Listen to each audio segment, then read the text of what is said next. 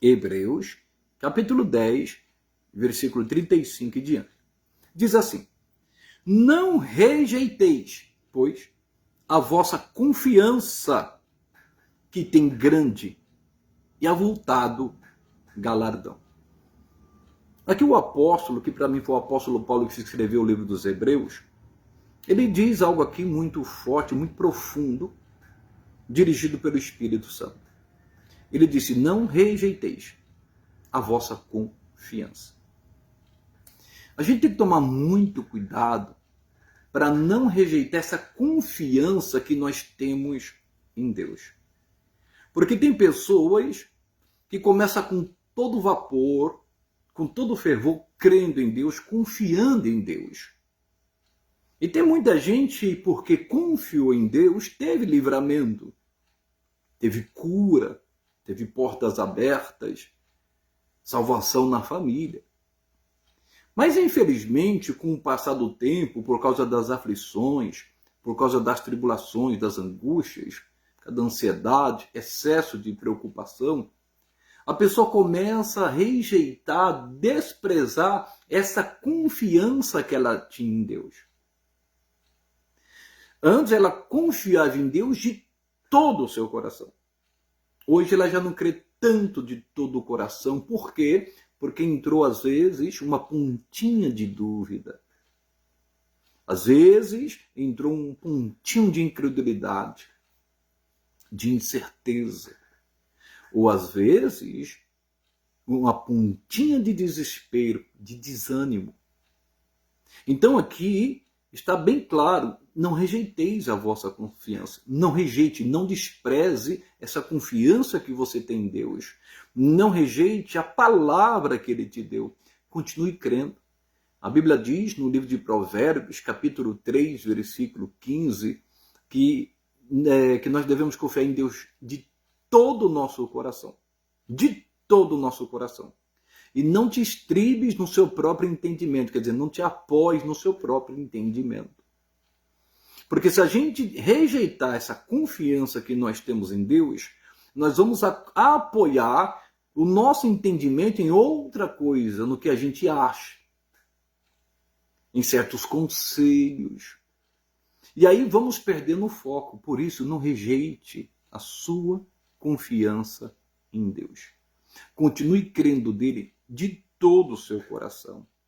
Porque é uma recompensa, como ele disse aqui: não rejeiteis, pois, a vossa confiança, que tem grande e avultado galardão. A sua confiança em Deus vai fazer com que você tenha um grande galardão, algo fora do normal. E o que é galardão? Recompensa. Você vai ser recompensado pela sua confiança em Deus, pela confiança em suas promessas, pela sua confiança na sua palavra. Mesmo em meio a tribulações, às angústias. E é nesta hora que você tem que permanecer firme. É nesta hora, porque confiar em Deus quando tudo está bem, quando tudo está fluindo, é fácil. Mas é nas provas, é nas tentações que você vai provar a sua confiança. E aí que está o X da questão. Quando isso acontecer com você, pode ter certeza que tem uma bênção surgindo. Tem uma bênção vindo para você. Deus já enviou o seu anjo. Você se lembra quando Jesus, cheio do Espírito Santo e da palavra, e foi levado para o deserto? Ele começou a ser tentado ali. E ele resistiu, permaneceu confiando em Deus, e diz a palavra que o inimigo foi embora e vieram os anjos e o serviram. Ele foi recompensado pela confiança, pela fé em Deus, na sua palavra. Aquelas promessas que Deus fez a você, algumas que já se cumpriram e outras não. Não rejeite essa promessa. Continue confiando nessa promessa. Porque o que há de vir virá e não tardará. Vai acontecer em nome de Jesus. Uma certa vez eu li um livro, Não Duvide de Deus, o autor disse, foi o T.L. Osborne, mas duvide de suas dúvidas, não de Deus. De Deus não se duvida. porque ele é fiel para cumprir o que ele fala, o que ele promete. Em o nome de Jesus. Olha o que diz aqui no versículo seguinte. Porque necessitais de paciência, para que depois de haverdes feito a vontade de Deus, possais alcançar a promessa. Então ele fala aqui algo muito importante de novo. Porque necessitais de paciência. E vamos confessar. Muitas das vezes nós somos impacientes. Muitas das vezes nós não queremos esperar. Muitas das vezes nós queremos que aconteça logo, rapidamente. Muitas das vezes nós já queremos pronto. Não queremos fazer. Não queremos fazer por onde. Como um alimento, hoje a pessoa não quer, estou generalizando, tá, pessoal? Às vezes não quer fazer um arroz, não quer fazer um feijão, mas ela quer um fast food, porque é mais rápido. Não é errado você querer um fast food. É viver do fast food. É até perigoso para a saúde. Então nós devemos ter paciência. Tem situações, olhe para você mesmo. Tem situações que você perdeu a paciência. Responda para você mesmo. Tem situações que você diz, eu não tenho mais paciência nessa situação. Ou com alguém, ou com alguma coisa que está acontecendo. Aqui está falando, porque necessitais de paciência. É uma necessidade. A Bíblia diz que pela fé e pela paciência se alcançam as promessas de Deus. Agora responda para você mesmo. Onde está te faltando paciência? Em que setor da sua vida? Ou você já está impaciente? Está descontrolado, descontrolada nessa situação? Você diz, pastor, meu pavio é curto e já está para explodir. Outros já explodiram. A Bíblia diz, sede pacientes na tribulação. Romanos capítulo 12. Na tribulação não é para ficar desesperado, impaciente, inquieto, ansioso. Na tribulação tem que manter a paciência. E por que a pessoa necessita de paciência? Para que depois de haverdes feito a vontade de Deus, possais alcançar a promessa. Porque se a gente perder a paciência, nós vamos deixar de fazer a vontade de Deus e vamos fazer a nossa vontade. E muitas das vezes a nossa vontade não está de acordo com a palavra. Se a gente perder a paciência em alguma situação, a gente pode explodir. A gente pode ferir alguém. A gente pode perder alguém. Às vezes, nós deixamos de dar uma oportunidade para alguém.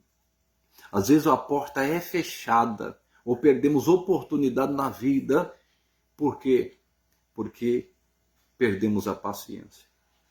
Mas aqui está bem claro, é necessário ter paciência para que depois de haveres feito a vontade de Deus. E qual é a vontade de Deus nessa situação que você está enfrentando? Responda para você mesmo.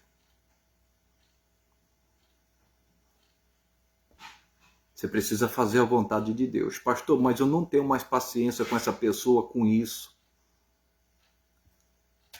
Se você não fizer isso, está escrito aqui, porque necessitais de paciência, para que depois de haverdes feito a vontade de Deus, possais alcançar a promessa. Não tem outro meio de alcançar a promessa de Deus, de alcançar a bênção de Deus. Por isso, comece a se examinar. Olhe ao seu redor, olhe para dentro de você, comece a refletir, comece a se perguntar, eu tenho paciência com alguém? Faça a vontade de Deus. Pastor, mas a pessoa não merece. Pastor, não tenho mais paciência porque já falei tanto com essa pessoa. Pastor, não tenho mais paciência com isso, eu já fiz de tudo. Mas o que Deus tem falado pela palavra?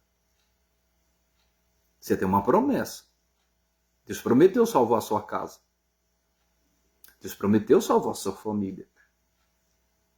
Deus prometeu tantas coisas para você pela palavra. Você precisa de paciência. É só isso que ele está pedindo. Ele não está pedindo nada demais. Porque ele quer que a promessa que ele te fez se cumpra na sua vida. É só isso que ele está pedindo. Isso não é impossível. Isso não é difícil. Eu sei que tem muita gente que às vezes perde a paciência com o filho, com o cônjuge.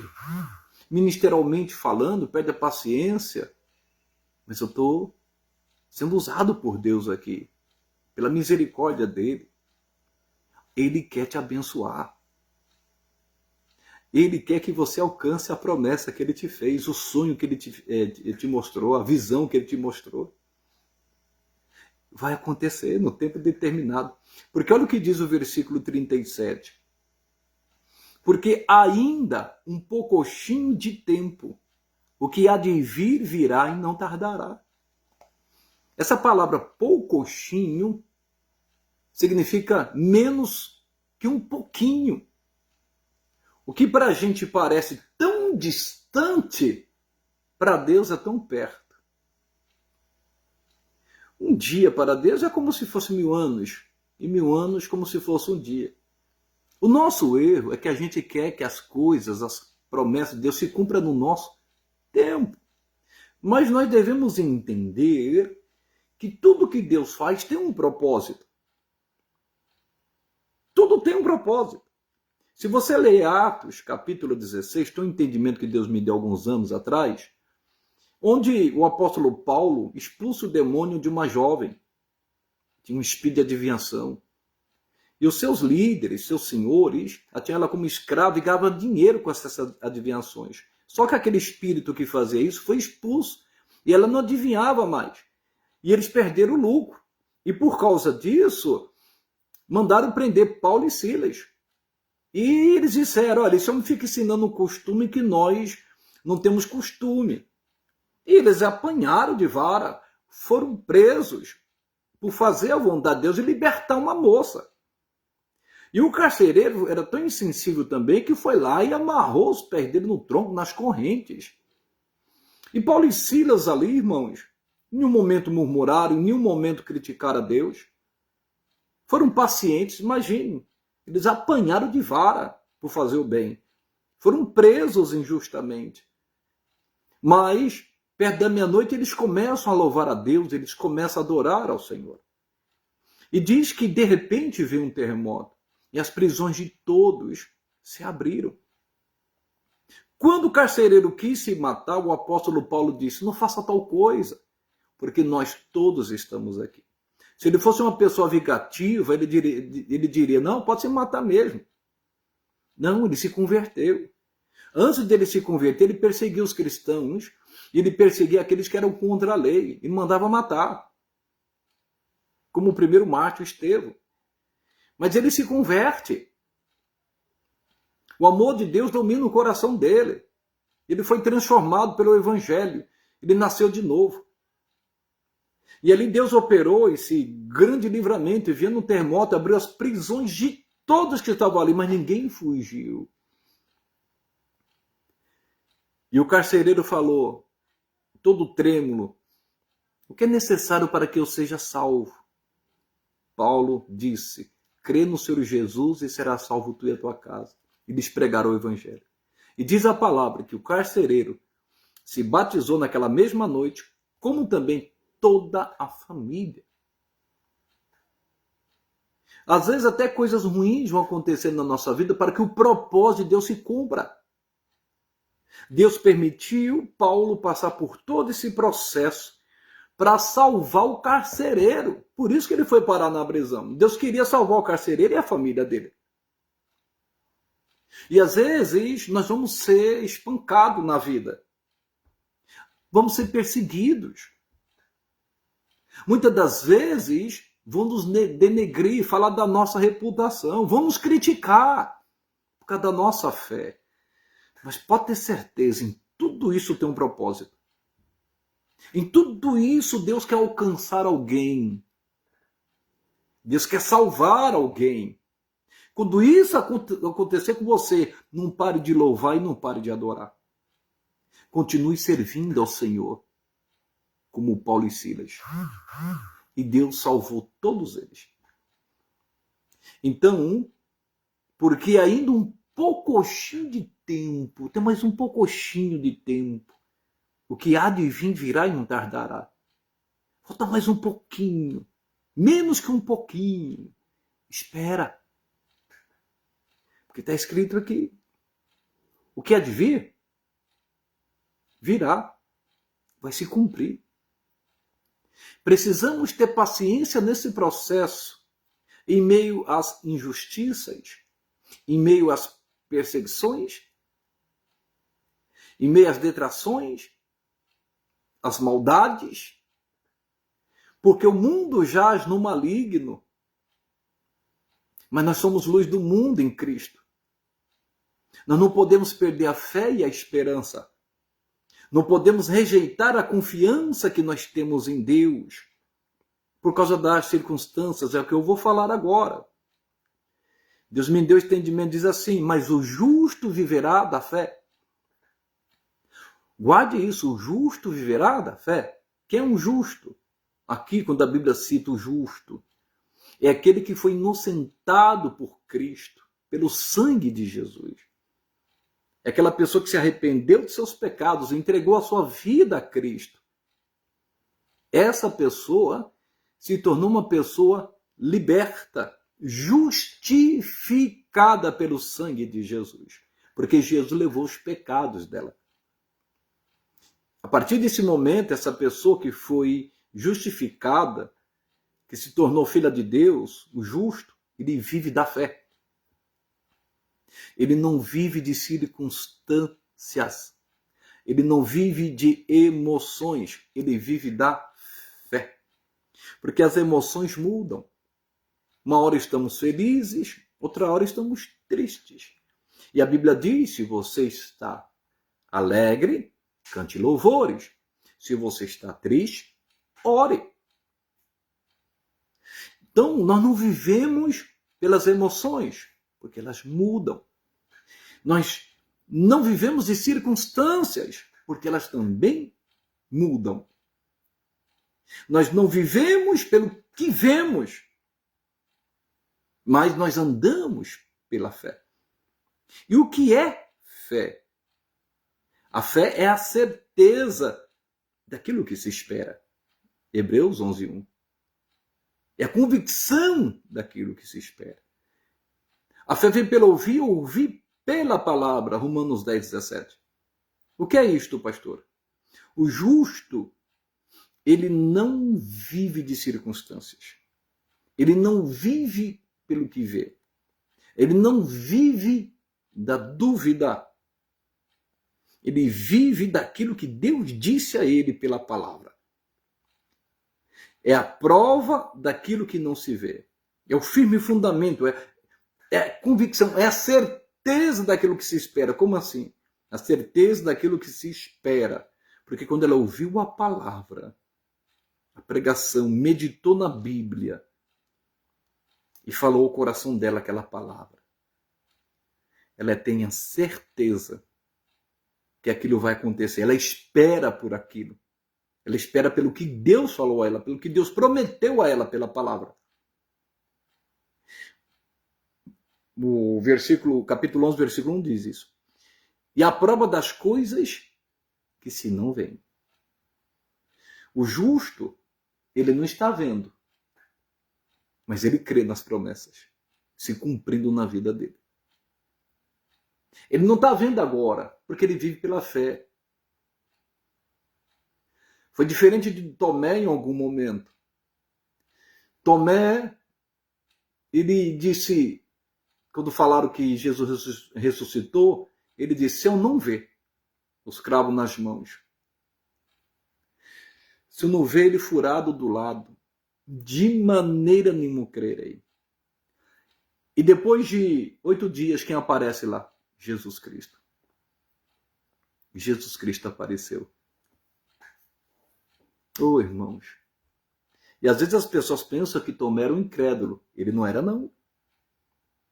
Foi naquele momento que ele vacilou. Em algum momento nós vacilamos também. Em algum momento nós deixamos de crer, como Tomé. Mas Tomé, se você ler o Evangelho de João capítulo 11, quando Jesus fala, vamos para lá que eu vou despertar a Lázaro. Aí os apóstolos falaram, mas os judeus queriam te matar, você vai voltar para lá? Aí Tomé disse, vamos juntos para morrer com ele. Isso é profundo, pessoal. Isso é algo glorioso. Vamos lá para morrer com ele. Isso é fé, isso é convicção, isso é certeza. Eu vou pegar aqui o versículo. Versículo 16, 11, 16. Disse, pois, Tomé, chamado Dídimo, aos condiscípulos, quer dizer, aos apóstolos, vamos nós também para morrermos com ele. Tem gente que acha que Tomé era um incrédulo. Não era não, irmãos. Ele era de fé também. Mas ele vacilou naquele momento. Mas quando Jesus apareceu a ele, Jesus falou, não seja incrédulo, mas crente. Ele disse, meu Deus meu. Em algum momento a gente já foi Tomé. Não adianta você falar que não. Em algum momento. Às vezes a gente viu tão distante a bênção. Tão distante uma resposta. Ou será que vai acontecer mesmo? Abraão passou por isso. Senhor, o que o Senhor vai me dar? Porque o herdeiro é o meu servo Damasceno. Deus falou, não, vai ser isso aí não. A Sara também era de fé, mas ela riu. Todos nós temos nossos momentos. Irmão. Pedro, andando sobre as águas. Naquele momento ele foi um Tomé. Quando olhou o vento, se afundou. Olhou para as circunstâncias. Mas isso não quer dizer que a gente não possa voltar a confiar naquela palavra que ele falou para a gente. Como diz aqui, né, o versículo 35, não rejeiteis, pois a vossa confiança, que tem grande e avultado galardão. Irmãos, Tomé, ele foi um mártir. Você sabia disso? Então, todos nós temos os nossos momentos. Homem de pequena fé, por que duvidaste? Jesus falou isso para alguns.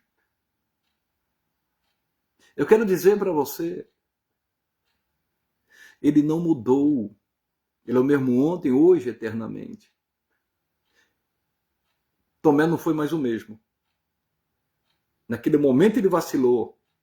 Pedro também, naquele momento, andou sobre as águas. Vacilou. Mas eles nunca mais foram o mesmo. E em algum momento da nossa vida, a gente também, em algum momento, deixou de confiar. Ficamos desacreditados sobre algumas coisas que Deus falou. Mas está aqui a palavra. Às vezes perdemos a paciência em meio aos processos. Mas a gente precisa fazer a vontade de Deus para depois alcançar a promessa. E ele está falando, mas um pouquinho de tempo, espero que adivinhe virá e não tardará. Porque o justo viverá da fé, viverá do que Deus disse. E quem tem essa fé em Deus tem essa convicção, essa certeza daquilo que se espera. Ela está esperando com certeza daquelas promessas que Deus falou. E ela vê pela fé. É pela fé que ela vê. Porque a fé é a certeza daquilo que se espera e a prova daquilo que não se vê. Aí continua dizendo no 38, mas o justo viverá da fé. E se ele recuar, a minha alma não tem prazer nele. E aí quando a pessoa recua da fé, quando ela volta atrás daquilo que ela orou, daquilo que ela pediu a Deus, e ela não acredita mais, deixa de confiar em Deus e recuou, Deus não tem prazer nesta pessoa. Deixou de acreditar nele. Rejeitou a confiança que tinha nele. Eu quero dizer para você, se isso aconteceu com você, você recuou, deixou de acreditar na promessa, deixou de acreditar e de confiar em Deus. hoje é o momento de você voltar a confiar e a crer. Em nome de Jesus. Se você está se abalando, você deixou de confiar em Deus. Se você anda abatido, cabisbaixo, desesperado, desanimado, ansioso, preocupado, você deixou de confiar em Deus. Você recuou. Davi disse algo lindo e tremendo pelo Espírito Santo. Salmo 37, 25. Nunca vi o justo desamparado. Nunca ele viu o justo. Nunca desamparado. Nem a sua descendência mendigar o pão. Eu vou falar algo para você muito profundo. No nome de Jesus. A fé te leva a conquistar coisas que são impossíveis. A fé faz Deus cuidar de você. Tem momentos na nossa vida que iremos passar pelos desertos. E Deus permite, Deus nos leva, às vezes, para ser dependente dele.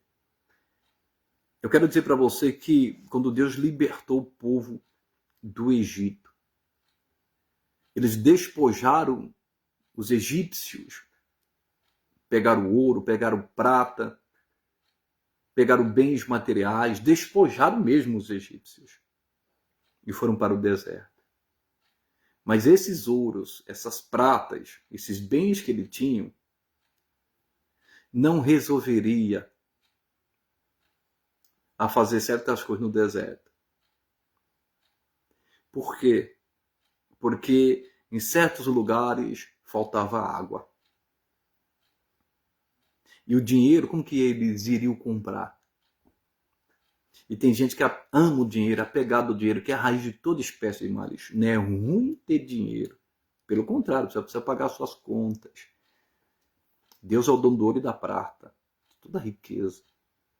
Prosperidade é um dom dele, se alegra com a prosperidade do seu servo. Mas tem momento que o dinheiro não vai resolver. E tem momentos que às vezes não teremos dinheiro. Mas a fé, nós teremos a fé. E é essa fé que vai fazer sair água da rocha. Porque desde quando o mundo é mundo, sempre houve crises. Se você olhar para o Antigo Testamento, para o Novo Testamento, qual era o recurso que o povo de Deus usava? A fé, para ter água no deserto. Tinha lugar que não tinha. Não tinha comida no deserto. E Deus enviou o maná. Eles não compraram. Não tinha no deserto carne. E Deus enviou carne. Deus cuidou daquele povo. Eu poderia dar vários exemplos. O profeta Elias, que recebeu o chamado de Deus. Isso é viver da fé. Ele chegou diante do rei Acabe e disse: segundo a minha palavra, não vai haver chuva. E não houve. Durante 3 anos e meio. Só quando ele orou, voltou a chuva. Mas aí quando se secou o rio, Deus enviou ele para uma mulher de Sarepta, onde ele fez a multiplicação do azeite e da farinha. Uma viúva pobre. Depois, Deus usa um corvo para sustentar Elias. Vocês estão entendendo? O mundo em que nós vivemos, a crise que está acontecendo no mundo todo, você já percebeu o que está acontecendo no mundo? O que está acontecendo no nosso país? Mas o seu socorro não vem do homem, ele vem de Deus. Como está a sua fé em Deus? Ou você está colocando a sua fé nos homens, a sua esperança em homens?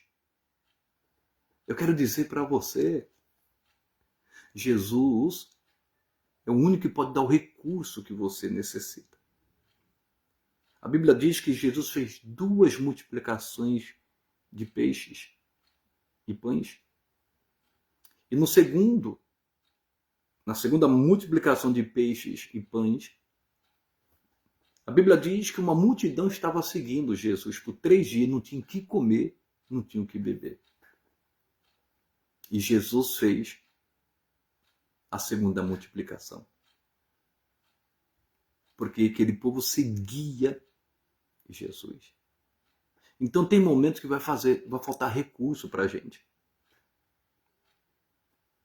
Você lembra do apóstolo Pedro?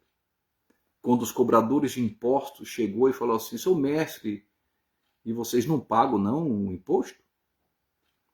E Pedro foi falar com Jesus. Jesus não tinha dinheiro. Pedro não tinha. Por quê? Porque Jesus falou assim: Pedro, vai pescar. No reino de Deus até o peixe tem dinheiro. Vai lá, você vai pescar e vai sair uma moeda da boca do peixe. Pega e paga nosso imposto. Sabe o que é o nosso mal? A gente não acredita mais no sobrenatural de Deus. A gente só crê no que a gente vê. A gente está andando de acordo com as circunstâncias. A gente está andando por vista, a gente não crê mais no sobrenatural. O profeta Eliseu, o pessoal recorreram a ele porque a água era insalubre, não tinha como tomar. Pega sal e jogou sal. Jogar sal na água, você já tomou sal? Tomar água com sal? Não faz sentido. Então, mas as coisas de Deus é assim. O que é loucura para o homem é sabedoria de Deus. Eu poderia falar aqui vários exemplos. Um garotinho derrubou um gigante de quase 3 metros. O socorro de Deus. Quando ele livrou Sadraque, Mesaque e Abednego. Daniel da cova dos leões. Quantos milagres Deus não operou? Abriu caminho para o povo passar. E você acha que Deus não faz isso hoje? Eu te garanto que nós vivemos numa melhor aliança. Como diz no livro de Hebreus 3. Mais do que o de Moisés. Então nós precisamos voltar a crer no sobrenatural. Nós precisamos voltar a crer no poder de Deus. Em nome de Jesus. Precisamos voltar a ter paciência. Voltar a ter aquela confiança em Deus. Para que assim possamos alcançar o que Ele prometeu a cada um de nós. Mas o justo viverá da fé. E se ele recuar, a minha alma não tem prazer. Demas estava cooperando com Paulo na obra. E de repente o abandonou no momento mais crítico e mais difícil. Deixou ele sozinho. Porque Paulo, ele diz, foi a última carta que ele escreveu, ele disse: Demas me desamparou. Ele se sentiu sozinho, abandonado, porque ele estava na prisão. Estava na pior. E Demas o desamparou. Mas ele disse: mas o Senhor está comigo. É isso que você tem que entender. Tem pessoas que irão te desamparar, irão te deixar, irão te abandonar, mas Deus jamais vai fazer isso. E se porventura isso aconteceu na sua vida, Deus sabe o que faz. Ele viu coisas que você não viu, ele ouviu coisas que você não ouviu. Ele sabe o que faz. Continue crendo que ele é com você. Não recue. E se você recuou, não tenha vergonha de voltar, de reconhecer que você falhou e de dizer: Senhor, estou aqui. Como o filho pródigo que caiu em si. Senhor, eu duvidei, deixei de confiar, mas eu estou aqui te pedindo perdão, porque muitos fizeram isso. Eu dei alguns exemplos aqui. Aí ele diz o versículo 39, nós, porém, não somos daqueles que se retiram para a perdição, mas daqueles que creem para a conservação da alma. Quantos que recuaram e se retiraram para a perdição, se desviaram do caminho, que é a maior de todas as bênçãos. Infelizmente, quantos neste momento estão em lugares que um dia ele evangelizou, ele pregou, mas hoje é ele que está lá. Então, Nós não somos daqueles que se retiram para a perdição, mas daqueles que creem para a conservação, para a salvação da alma. A maior bênção é a vida eterna. O preço foi muito caro. E somente Jesus pode dar a vida eterna. E se tem aqueles que se retiraram para a perdição, o filho pródigo fez isso. Mas ele caiu em si e disse: vou voltar para a casa do meu pai. E o pai estava esperando. Quando o pai viu, olhou longe, foi lá, o abraçou, beijou, fez festa. Houve festa no céu, alegria para um pecador que se arrepende. Ah, se as pessoas entendessem o valor de uma alma. Se as pessoas entendessem o amor de Deus. Guarde essa palavra no seu coração. Eu sei que em algum momento a palavra falou com você. Em nome de Jesus, Ele te ama. Isso é importante para Ele. O seu valor é tão alto que Ele se fez carne e habitou entre nós cheio de graça e de verdade, trazendo esperança, trazendo salvação. Há uma só fé, um só batismo. Irmãos, um só evangelho, que é o poder de Deus. Ele se entregou por você, morreu por você. Resumindo, não rejeite a sua confiança em Deus. Volte a confiar. Vai ter uma grande recompensa. Veja onde você tem necessidade de ter paciência, onde você perdeu a paciência. Faça a vontade de Deus. Você vai alcançar a promessa. Espera mais um pouquinho, está chegando, quer adivinhar virar, não tardará. Vai chegar na hora certa. Tudo tem um propósito, tem alguns processos que você vai passar, mas vai chegar. Viva da fé do que Deus diz e não das circunstâncias, não é aquilo que você está vendo, mas o que Deus diz. Porque o que Deus diz vai ao contrário daquilo que o mundo mostra. Não olhe para o gigante. Não importa o tamanho dele. Deus é suficiente para te dar a vitória. Em nome de Jesus.